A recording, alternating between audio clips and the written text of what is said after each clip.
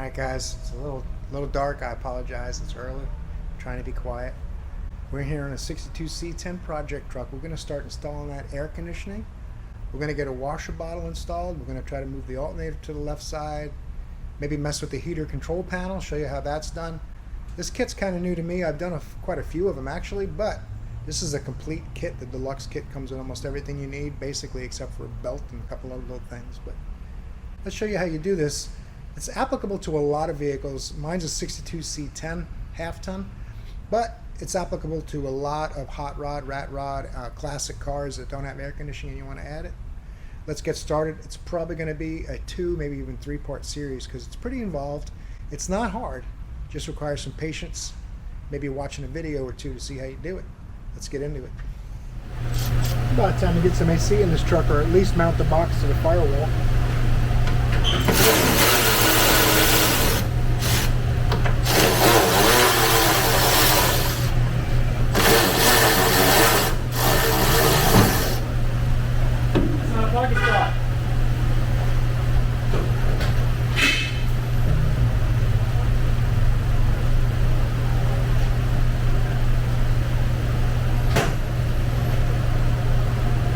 Ta-da! Now that the old AC box is out of there, the instructions tell you to line this plate up, the adapter plate, with your factory holes, and to cut off whatever studs you don't need. But I drilled an extra hole instead of cutting off a stud. Why not have more support? At least that's the way I'm looking at it. Maybe I'm wrong, but I think the more bolts holding on, the better. And it doesn't have a lot of bolts anyway. It's 4. So if I cut one off, it'll only be 3. Anyway, this is the hole I drilled. It had these 2 from the factory. I guess it depends on what kind of heater system the truck came with, where those holes are and all. So now I can get the box and mount the plate to the box, and then it should be able to bolt up. Got to drill a 1 1/4 inch hole for this grommet now in the firewall. This is where your little drain tube is going to come out of the evaporator case. I hope the fan's not too annoying in the background. It's pretty warm today. It's like 93 degrees, so might have to tolerate a little fan background. So 1 1/4. I got these step drill bits at Harbor Freight. 2 of them for like $17, $18, I think it was. 1 1/4, second to last size on the variable step bit. So love these things so far. I've used this one probably 50 times. It hasn't worn out yet, so seems like a good value. Let's see if this will do this.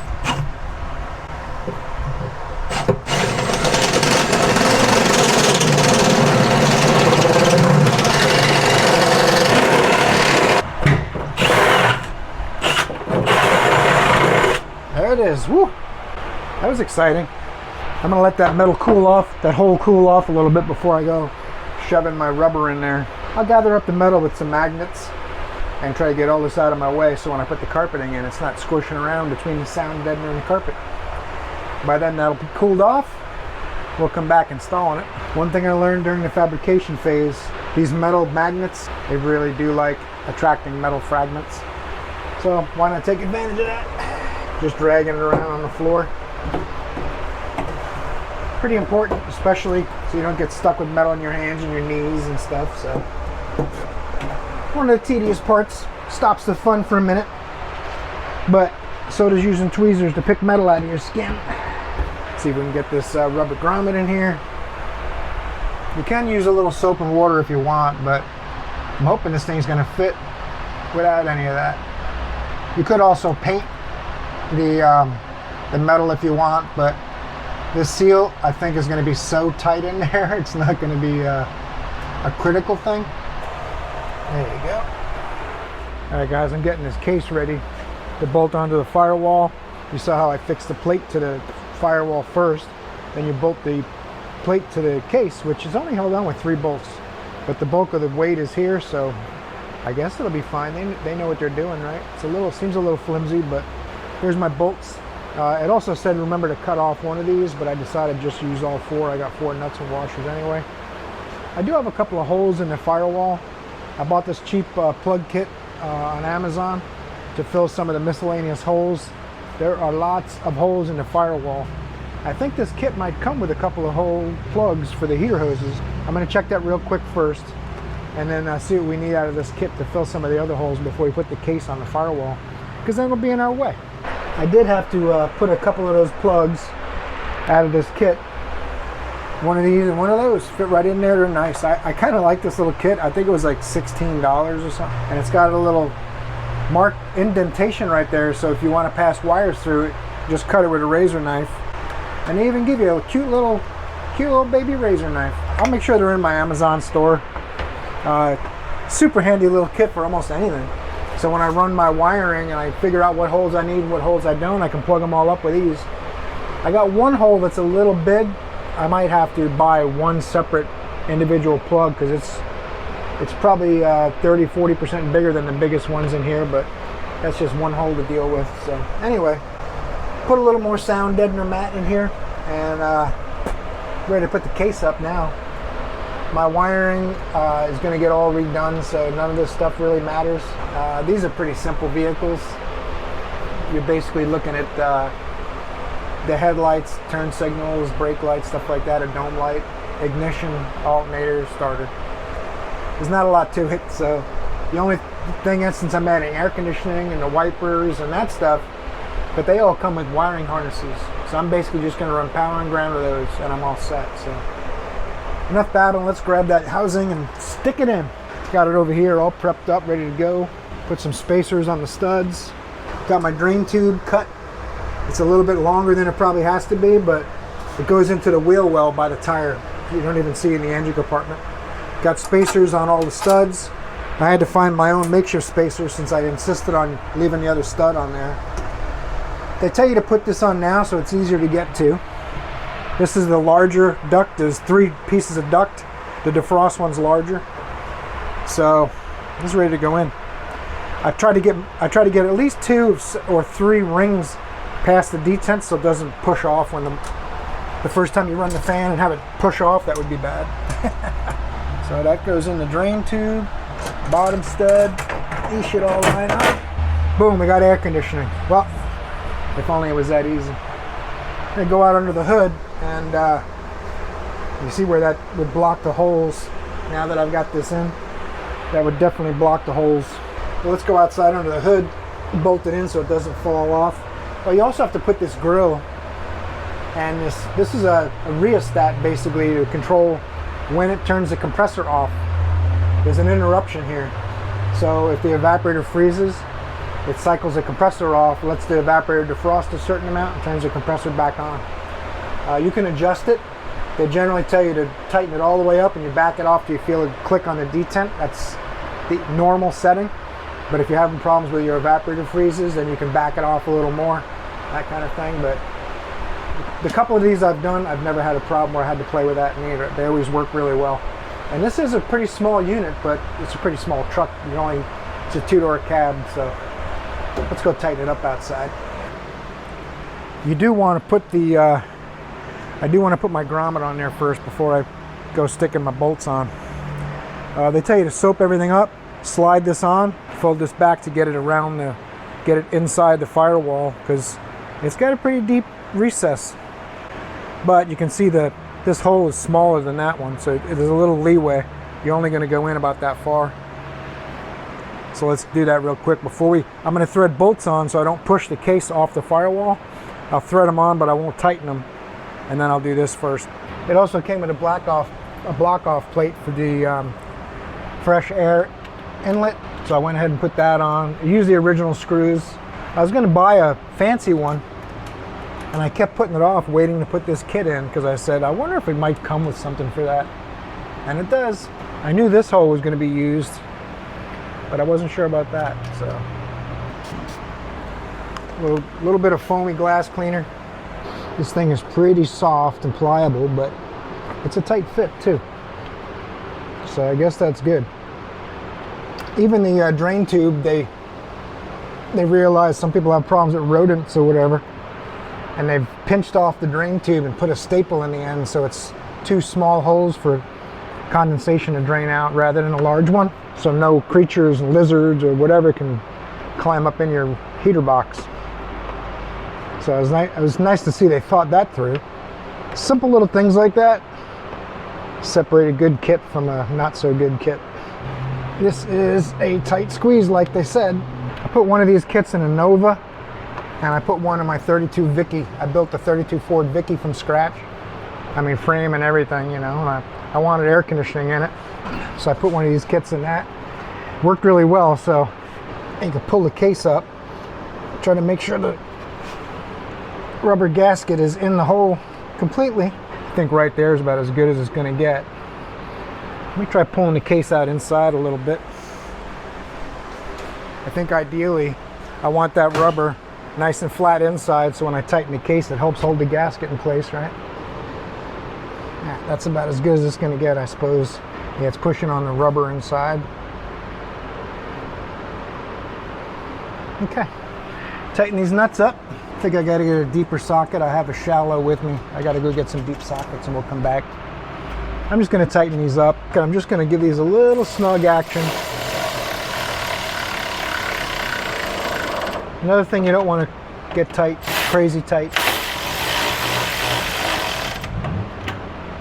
My only concern is I don't want them loosening up. It has a pretty nice looking star washer on these nuts. They actually seem like a pretty decent hardware, so they should keep themselves from loosening up.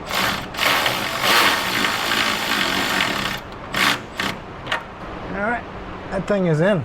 Let's see what we can do next. I think I'm going to try to get my heater hoses hooked up, which is going to require putting in the heater control valve next. Pretty nice little heater control valve, mounting bracket and all. The only thing I don't like, it comes with adapters in case you have a larger size hose, and I'm really not too keen on those. I'd rather just have the fitting match the hose, but I suppose if it works, it'll work, right? I might even have two hoses the same size on this already, it looks like. Sometimes most vehicles are one's 5/8, one's 3/4, but it looks like my truck might have the same sizes. Maybe back in the day they did that. Heater valve must be open. Allow antifreeze to flow into the heater core to prevent the AC from freezing and damaging the heater core. Aha, okay. Neglect to maintain adequate antifreeze will void your warranty. Never thought that would be a problem. The evaporator is so close to the heater core it can freeze it. Okay. Okie dokie. They do want you to put the water pump inlet on the lower that goes up this way. That's where the control is. You're going to use a cable to turn the heater control valve on and off for maximum cooling. If you blend it a little bit, you'll get dry air, but not as cool, of course, just like any modern vehicle. It's pretty neat. These are readily available heater control valves too. I've seen them outside of AC kits and stuff. So let's see how they want this mounted on there, and we'll come back. Should be pretty quick and easy, I think. Each little bag of parts for this AC kit, it's from Old Air Products, and like I said, I've used them before and had very good luck. Not sponsored. They didn't give me anything. I paid full price. Didn't even get a discount. But they make good products, and they're pretty well thought out. Every one I've used has been good. So, and the parts are readily available for a lot of the components, that you can buy them separately. If you do end up with a leaking evaporator heater core, you got to buy their stuff. But like the switches and the binary switch and the pressure dealios and the rheostat, that's all generic stuff they use. Actually pretty similar to motorhome stuff. It tells you inlet to manifold, outlet to water pump. And this is where it goes right onto the, I'm just going to need pieces of hose to go to the heater core from it. So what I'll do is I'll cut off a piece of this hose so it matches. I'm going to head and install this really quick and we'll come back. I'll show you what it looks like. All right, what I did here, since they want the heater control valve, they want the water pump coming in the bottom and the intake side at the top. So it crosses over here. So what I did is I just attached them, crossed them over so that I can cut them anywhere I want, install this, and it'll be in the right place. This is the water pump hose. It's going to end up on the bottom. That's why they look like they're crossed right now, but they won't be when I'm done. I got this cool, my friend Eddie Capaiulo got this for me when I worked at Pep Boys years ago. I forget what the situation was, my birthday or something like that, but I remember him getting it for me, handing it to me. I think it was the first time someone just gave me a tool for a Christmas or birthday present or something. I was like, whoa, I don't want to put it too far down here by the exhaust manifold, the header. So I want to put it kind of close, but I also don't want it so close that it interferes when I'm putting on my AC lines and stuff. So I think right about here is a good place. It's going to probably spill a little antifreeze, but we'll have to deal with that. Clean it up when it comes to it. What I will do is get 2 clamps ready. So we'll minimize the mess at least. I want my clamps to face a certain direction, so I always have to be mindful where I want that clamp to end up as far as access to it later on. And luckily for me too, these hoses were a little on the short side for my liking. So this is going to make them the right length. Now this one's more critical. I have to cut it in a place where I know it's going to line up with the heater control valve properly. Got my clamps. Now the reason I faced my clamps the way I did is because I'm thinking when I'm doing spark plugs, I don't want the sharp side over here. I'd rather have it on this side. That's just my solution. Now this one seems a little long. You know what too, I think I'm gonna have to change these fittings, because when I put my compressor here, I think the bracket goes down and attaches to the manifold. We haven't even gotten to that bridge yet, so why should we cross it?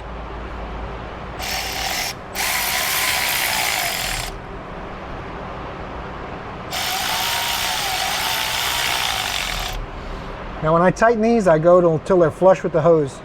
Don't crank them down and hurt your plastic heater valve. So, all right, heater control valves in. On to the next phase in the operation. All right, it might not look like much, but this power steering pump bracket was huge like this. I cut it all down. It's still ugly, but less ugly, if that makes sense. When I put the bolts on, it'll cover. It looks like they were doing experimental surgery. And let that dry. It's like 99% dry. I'm gonna let that dry a little bit. I only did it because it was bothering me. I'm gonna pull out that heater control valve assembly, or the heater AC assembly. We're gonna start doing some modifications to the heater. This is the original one. I ordered the 4-lever system, thinking that this was 4 levers and there was just a couple levers missing. Of course, when I took it all apart, it's only a 2-lever. It's not the deluxe. So rather than sending all this back, since it sat in my inventory for a year, I went ahead and ordered a rebuilt one, and it came black. I painted it silver because I wanted the ashtray and the control panel to be silver. That's how it comes from the factory. So someone rebuilt it and everything. 180 bucks on eBay, which kind of seems pricey, but if you think about it, new switch, new levers, this bracket looks new. I mean, to do this myself, it probably would have cost me more than half of that and taken several hours. So it's done. I put my bracket from the 2-lever one on. As a matter of fact, it says that he buys the old ones as long as they're not totally trashed. And everything's here with this, just that it came off the rivets. I would just drill it and put a small self-tapping screw in there or something if I was going to fix it or use it, but there's nothing really wrong with it. So now I got to modify this to work with this system and this harness. You got to mount a micro switch on it to turn the compressor on and off. So let's do that next. One of the things they have you do, you cut this template out. Comes on the back of the instructions. You cut it out, you set it on the square edges, the corners, and this little notches here for where the fan switch is. And you drill 2 holes, which I did, 3/16, and that's what's going to mount this bracket, so that when you turn the AC on, when you move the lever to turn air on, you get AC. You got to have the compressor running, otherwise it's not going to get cold. And this mounts the other way from inside once you've drilled your mounting holes. So I'm going to dig up my hardware, find out what screws or bolts it uses to hold this, and we'll come back and bolt that on. All right, here's my little hardware package. Comes with a glass fuse, which that's kind of unusual. Here's my 2 little screws. I try to leave everything else in the package until I really need it. Less likely to get lost, I think. Of course, they tell you take everything out of the packages and spread it all out. But the problem is you get interrupted. You have other responsibilities you may not get to do it start to finish, right? So if you don't have a big shop, like this was my shop, yeah, I could spread it all out, lay everything on tables everywhere. But the way I do it, I try to get all my stuff out of everybody's way the best I can so we can all be productive at work the next day, right? So, like I said, I just hope take out what I need and put it back. I don't want to be in everybody's way more than I already am with my truck in here. I got to really get my truck out of here. If I get this wiring done, I'll be able to run this thing in and out of the shop whenever I want. Everything's Everything's basically good now. I got glass, I got doors. The only problem is the wiring's real sketchy. And my headlights used to work till I started messing with stuff in the dash. So I'm thinking at some point I shorted out and blew the fuse for the headlights. So I really want to try to get this rewired. Putting this panel in and putting the AC in, I'm not going to do it start to finish. I'm going to install all this so I can do the wiring. That's really my goal, to get to wiring. So if I can get this installed today, I got the wiring harness right here. We'll start pulling that out, see what's involved in that. I'm not sure if I'm going to get that done in this video or not, but we'll try, we'll see. I could just save the footage for next week and do it 2 weeks and only have one video from it start to finish. And you can see the switch in here. You see that micro switch? When you put that lever up, it's going to trip that switch and give you what you need. Nice AC in Central Florida. Okay, now we got 2 cables, one short, one long. Well, one short, one long, one longer. I don't know, however you want to look at it. I'm going to take the shorter of the 2. It says attach the shorter cable to the defrost lever. Looks like I could use a 1/4 inch or a flat blade screwdriver. Sometimes these can be a little tricky. Now where the housing is shouldn't matter as long as it doesn't touch. So I want to have a good amount of support. I put it up a little higher, but make sure my lever goes all the way down without impeding its movement. Oh, that's a fancy word. Probably better off getting my 1/4 inch socket, but I can get it. I got it pretty tight. The other cable goes towards heat. The longest cable, temperature or heat, which is the center lever, which is where the micro switch is. So this is gonna turn my compressor on and off, and probably also work my heater control valve. If I go to AC, it turns on the compressor. If I go the other direction, it opens the heater control valve, I'm guessing, but we'll see. They didn't mention a third one. Maybe we don't use it, I'm not sure.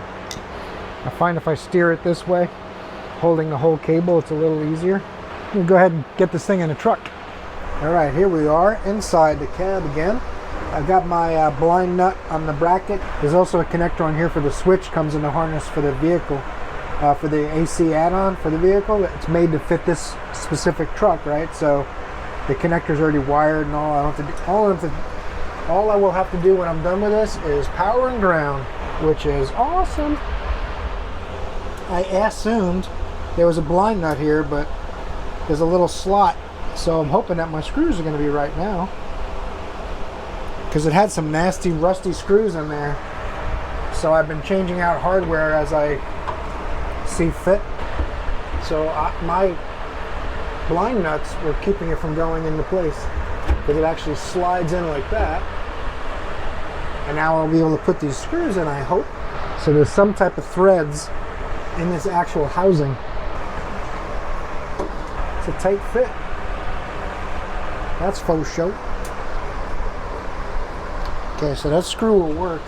Try not to scratch my paint. This is one of the few things I want to look decent. It came black out of the box. I painted it silver. So talk about fit and finish. Top of the line in 1962. They're supposed to have a slight dome on the heads of these screws, but this is the closest thing I could find. What they do on these things, if you try getting the factory hardware, it costs a lot. So if you're building a show truck that you want numbers matching and you're going to take it for points or something, then you don't get your screws at Home Depot like I do. When I took this out of the dash, there wasn't a screw in the bottom. This stuff was all just left to rattle and squeak and do whatever it felt like. But not going to be like that now. Put the ashtray in earlier too. Most of these are plug and play. I could shorten these harnesses, but I don't think it's worth the effort because of the level this truck's at. I don't think that's going to happen at all. I'm going to bundle them up once I get other more important things out of the way, then I'll tidy these up. 2 wires go to the thermostat, which is what I mentioned earlier, keeps the evaporator from freezing. They're labeled thermostat right on them, pretty simple. This one goes to the binary switch outside in the engine compartment. So I'm going to feed that through a hole in the firewall along with my heater control valve cable. I got to find a spot for that. But I think what I'm going to do, just to get past it, I mounted the relay up here. There's a bracket inside. There's a little bracket there that was a brace for the heater box. I used that bracket and the bolt that used to hold the heater box bracket up. there's an arm about 6 inches long that goes to the heater box from that bracket. I just use the bolt that holds it to hold my relay. So I know my AC relay is behind my control panel if I ever need to mess with that. I believe that's going to work the blower.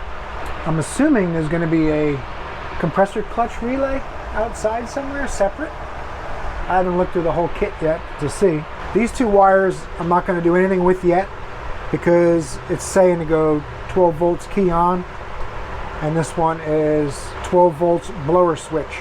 So it should be two separate 12 volt inputs, one to the blower switch, which we already connected, and one to the relay. I'm going to wait. My wiring harness is probably going to have wires that I'll connect those to, and they'll come from the new fuse panel that comes in the wiring kit. Let's do the grounds real quick. That's what I got these two ground leads.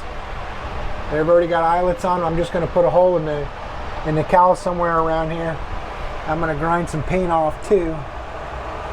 Trying to think of where a good spot is to do it. I don't want to invite water to come in the truck. That's my other concern. And this is where water funnels in through the vents. Water, however you want to say it. I'm going to come up with a place to put these grounds that I'm not going to be worried about causing an issue down the road. Wherever I do put the grounds, you're going to grind the paint off first. Make sure you got nice clean metal. Then use a self-tapping screw, or you can use a bolt and a nut if it's a bracket you're going to, whatever the case may be. Just make sure everything's nice and clean, because if you have a bad ground, you'll increase the amount of current that the blower motor tries to pull to try to get itself up to speed. So you got to make sure you got good grounds. That's the bottom line.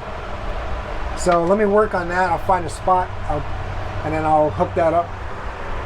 And I'll show you what I'm doing once I figure out where. This is what I got right here. I'm going to go down here. This is going to be too much water for me to want to worry about water intrusion. So I'm going to go with the engine area. That little mark there is not paint. That's where I ground material, dirt, and paint away. That's actually metal. If I shine at it with the light, you can see a little better.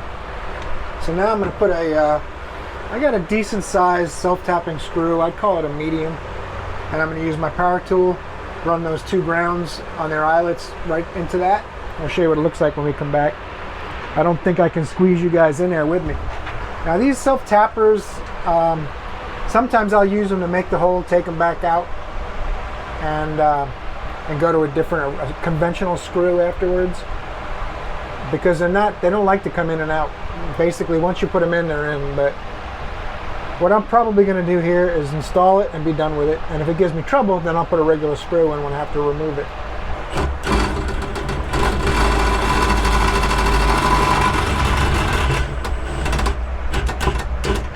Got it. If you're not familiar with your vehicle very, very well, and you don't know what's behind there, pay close attention and take a look in case there's a brake line or something odd that goes behind it. In that location, you're pretty safe because the engine's about 6 inches forward. Distributor and stuff's right in front of that. So I'll be pretty good right there. Grounds are nice and tight. And there are products that you can put on the outside of that now to kind of seal it up from the elements if you want. More critical out in the engine compartment than it is in the interior of the car. But I've started tightening up these wires a little bit. I'm just using electrical tape, and I cut myself a bunch of pieces, and I go around kind of organizing the wire where I want to go. And I have the better cloth tape, but that'll be more permanent. Once I get everything kind of laid out where I want, I know I don't have to add any more circuits and things. Then I can go around everything with cloth tape, which is better for abrasion and stuff. This electrical tape's really not meant for automotive so much because it softens with heat and stuff and kind of unwinds itself, and it's just nasty. The cloth electrical tape is made for wiring harnesses. It's actually called harness tape, and it works much better. But we'll use that once we get everything kind of tightened up a little bit better. On to the next phase in the operation, which is probably going to be hooking up my defrost ducts just to kind of get it out of my way so I can mess with the wiring harness next.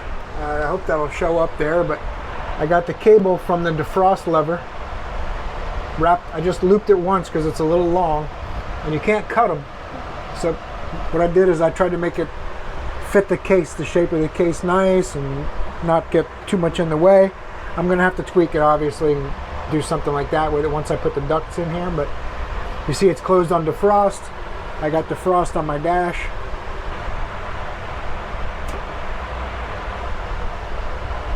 So this must be when you want to frost, you pull this down to put it on. Yeah, I guess when you can see it, then it turns it on. When you can't see it, it's off. That must be how it works, because otherwise I got problems and my linkages are backwards. Let me snug that back up. We'll move on to the next step. Alright guys, I'm putting this bracket on here so I can move my alternator over. I got it mounted to the headers. Comes with pretty clear instructions. 2 spacers to mount over the headers. I had to grind some clearance because it's not made to fit these headers. It's made to fit ones that turn down sooner or go straight back, I guess. But manifold is probably best.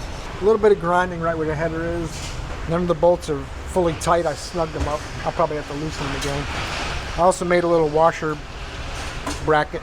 I kind of wish I moved it more this way, which I can easily drill 2 more holes and move it over. I'm not really sure if I'm going to leave it there. I kind of prefer it further in out of view when you look at the motor, but let's get that alternator off there and get it over here. Got my battery disconnected. I want to have all the electrical items that I have to wire when I do the wiring over the weekend. I want to have all those electrical items in place. I also got replacement fittings for the heater hoses because I don't think they're going to work either. I think where the compressor is going to be right here, this hose is probably not going to clear the bracket that mounts it on the intake. I think I mentioned that earlier. Let me get this all unbolted. I'll show you how it goes on the other side, what that'll look like. Uh-oh. Don't get too crazy. Not sure what that other wire's for, some accessory thing or something they tied in. Look at that thing too, oh my goodness gracious. Every single thing I've done on this truck, I'm glad I did, because some of the stuff is just super sketch. Look how big that eyelet is for the stud. Oh, this is a 1-wire alternator. They just jumped it out so you don't have to have a regulator. They made a regulated alternator into a 1-wire alternator, which means it's probably going to overcharge. I'm trying to see, maybe that is a regulator inside there. I don't think it is. Anyway, if I have to, I'll wire in a regulator. I don't know. I haven't looked at it that closely yet, to tell you the truth. But if you full field this, if you jump this out and it doesn't have an internal regulator, it's going to overcharge. So I'm going to have to look into that. This is spare wires that I'm going to be removing. Not worried about that at all. I'm not sure why. I have a feeling I'm going to end up buying a 1-wire alternator, which is what they had it set up to work like. As I said, it's got to be a 1-wire alternator to do that. Could fry batteries and stuff. All right, carrying on. Let's take this out of here. That looks like it's not quite going to clear. This looks like it's about 1/4 of an inch too close together. That's one of the things when you're doing stuff like this, you're constantly making tweaks and adjustments. Yeah, it's at least 1/4 of an inch difference. Had to go get a longer bolt, which actually is a stud, which kind of helps. I can get this extra space right there, and I still got room if I got to wiggle it around some more. So now I should be better off. Need the proper clearance. The biggest thing is the alternator is supposed to be in the 2nd groove. Have to make sure of that. We're not crossing that bridge just yet. We can use spacers and move things around. There's 3 groove pulleys, 2 groove pulleys, and 1 groove pulleys. And they're all supposed to be, hypothetically, in the same plane. So the belts, you can choose where to put the belts based on how many pulleys you have, and you can get 2 pulleys when you need to get another belt on there for another accessory you might be adding. So anytime you don't think things are lining up, either a bracket's bent or something's an incorrect bracket for that application. If the brackets all match, then the belts will all fit. Pretty simple. What I'm doing here is totally out the window, all custom stuff. And this bracket is made to be used with their compressor mount bracket. So I don't even know yet if my factory bracket, I shouldn't say factory, if my old Air Products bracket that came in my compressor kit, the AC kit, that may not be right. I might have to modify it. But I'm not going to buy another bracket if I can avoid it. I got a sawzall and a welder and all that stuff. But I know it looked really sturdy, and I wouldn't have to try to make one myself. I've done that before. It's a lot of work. Sometimes you want to make something yourself to save yourself some money, and sometimes you just buy it because you save yourself some time. So you're always You're always picking that battle. Picking and choosing that battle when you need to. I mean, if I'm going to spend 6-7 hours making something that I can buy for $40, it's not worth it. Unless it's going to come out way better, which chances of that are pretty slim. You could make it more custom for sure. Now I have about the right amount of threads on the back. That makes more sense. This bracket goes to the top of the alternator. That's my adjustment for that alternator. I can snug this up now.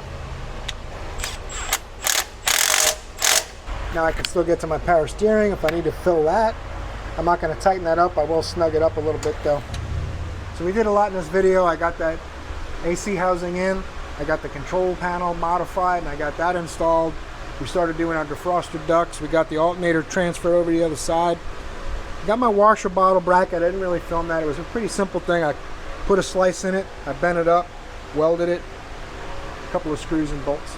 If you really want to see how I did it, I'll take the thing apart and show you. Just let me know in the comments.